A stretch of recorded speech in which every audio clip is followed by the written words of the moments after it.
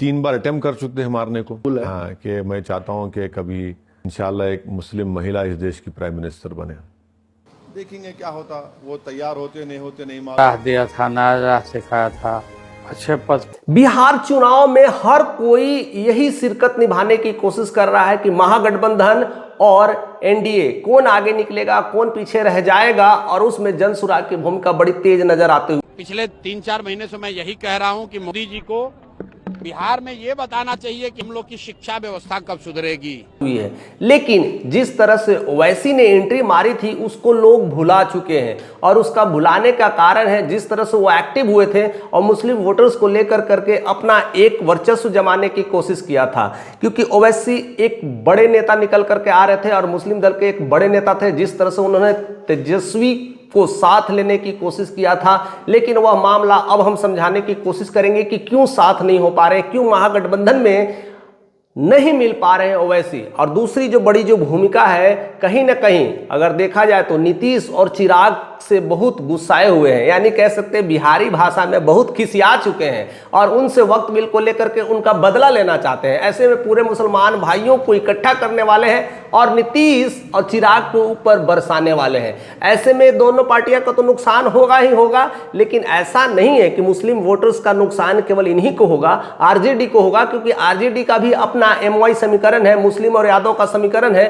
तो यादव जी को यह समझ में आ गया, यानी लालू यादव की इस बात को समझ में आ गया कि इस बार लड़ाई आर पार की है। अगर इस बार नहीं जीते तो जिंदगी भर दोबारा नहीं आ पाएगा मेरा बेटा तेजस्वी। यानी तेजस्वी भी इस बात की मलाल रखते कि जो कसर है इस बार निकाल ही देना है, नहीं तो सब कुछ खत्म हो जाएगा।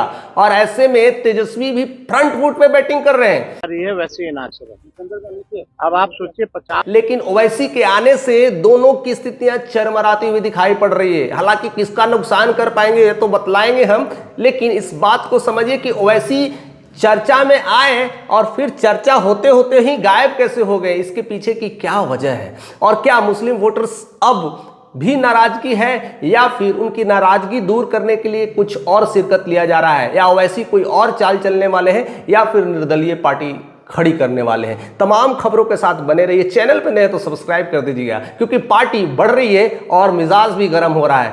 उधर आम आदमी पार्टी केजरीवाल भी बिहार में सेंध मारने की कोशिश कर रहे हैं, वैसी सेंध मारने की कोशिश कर रहे हैं, और जनसुराग देखते देखते तो बड़ी पार्टी बना ही चुके हैं। बिहार में तीसरी सबसे बड़ी पार्टी उभर करके जनसुराग आ चुकी है। यानी एनडीए के बाद अगर कोई है महागठबंधन के बाद अगर कोई है तो जनसुराग। ऐसे में त्रिकोणीय श्रृंखला तो सही चल रहा है, लेकिन ओवैसी की एंट्री क्यों भारी पड़ रही है यह भी समझने की कोशिश करते हैं। देखिए, ओवैसी जी जब 2020 में आए थे तो 5 में से 4 सीट, कहते हैं ना 5 में से 4 सीट जीत चुके थे, और ऐसे सीमांचल में उनका एक दबदबा है, एक गढ़ है, और मुस्लिम वोटर्स भी वहां पर ज्यादा है, इसलिए सीमांचल का एरिया उनके खाते में नजर आता है। और इसी वजह से वो बिहार में 2025 में एक नया खेला करने उतर चुके थे। उसका सबसे बड़ा कारण है वक्त बिल को लेकर के। उन्होंने कहा था उस समय कि इस बार वक्त बिल में अगर चिराग पासवान साथ दिए बीजेपी का, अगर नीतीश कुमार साथ दिए, तो बिहार के मुस्लिम उन्हें कभी माफ नहीं करेगी, बिहार की जनता उन्हें कभी माफ नहीं करेगी। और इसीलिए वह पूरी तरह से बिहार में अग्रेसिव हुए थे। लेकिन इस अग्रेसिव को लेकर के एक बात सामने आई है कि 2020 में तो अग्रेसिव हुए थे, लेकिन अगर देखा जाए तो उसके बाद उनके 4 विधायक, 5 में से 4 आरजेडी में मिल चुके थे। अब ऐसा क्यों हो रहा है? यानी लालू प्रसाद भी एक नंबर के खिलाड़ी हैं, ये तो कोई नहीं कह सकता है कि नहीं है। वह बिहार की सदगर्मी को समझ सकते हैं, किसे कैसे जोड़ना है, किसे कैसे तोड़ना है, इस बात को समझते हैं। और उनकी पूरी तरह से राजनीति मुस्लिम और यादव में ही होती है, और मुस्लिम यादव में उनका जबरदस्त पकड़ है। कभी टोपी तो कभी लाठी, तो कभी भैंस तो कभी लालटेन, इस सब का कॉम्बिनेशन है लालू प्रसाद यादव के पास। हालांकि हम कह सकते हैं तेजस्वी यादव अभी थोड़े कच्चे हो सकते हैं, लेकिन राजनीतिक पकड़ है उनके अंदर, क्योंकि बचपन से ही इस चीज़ों को देखा है, समझा है, जिस तरह से चिराग ने देखा है। तो मामला एक फंस रहा है, लेकिन राजनीतिक गुरु जो कह सकते हैं उनके पिताजी अभी भी उस तरह से अटैकिंग बैटिंग कर रहे हैं। तो देखिए क्या हुआ। अब बिहार में जिस तरह से उन्होंने सेंध मारने की कोशिश की, आरजेडी के साथ गठबंधन बनाने की कोशिश की, अब गठबंधन में क्यों आरजेडी ने इनकार करने की कोशिश की? हालांकि तेजस्वी यादव कुछ नहीं बोल रहे हैं, लेकिन अब लालू यादव की बैटिंग शुरू हो चुकी है, क्योंकि जान चुके हैं जहां जहां बेटा कमजोर होगा वहां पर तो बाप खड़ा ही है। और ऐसे में एक बड़ा खेल निकल के आ रहा है, क्योंकि अगर महागठबंधन में देखा जाए तो आरजेडी, कांग्रेस, वीआईपी और 3 छोटे छोटे वाम दल के पार्टी भी शामिल है, जैसे सीपीआई एमएल हो गए हैं, और भी जैसे छोटे छोटे पार्टी है, जैसे चिराग पासवान के चाचा जी हो गए, पशुपति पारस हो गए, और भी निर्दलीय लोग हैं उनके साथ शामिल हैं।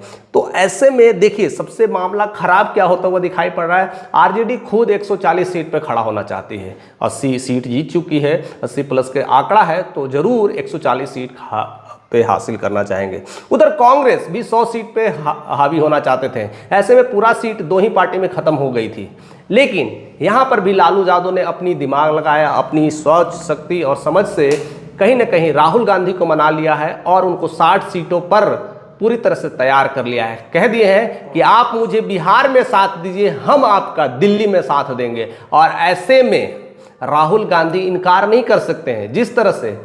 जिस तरह से एनडीए में मोदी नीतीश के साथ इनकार नहीं कर पाते हैं, उसी तरह से बिहार में भी आरजेडी ने यह तरकीब चल रहा था। जिस तरह से मोदी चलते हैं, जिस तरह से बाकी दल के घटक चलते हैं, उस तरह से लालू यादव ने भी अपना चाल चल दिया कि हम आपको दिल्ली में साथ देंगे, बिहार में बस इतने पे रुकिए।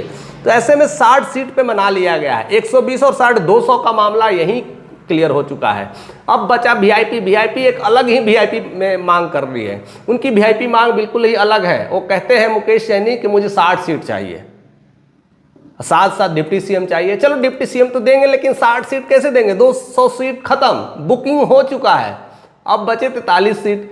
अब उनको भी मनाने की कोशिश की जा रही है, और वो इस बात को समझ रहे हैं कि मुझे तो मिलने वाला है नहीं 60 सीट।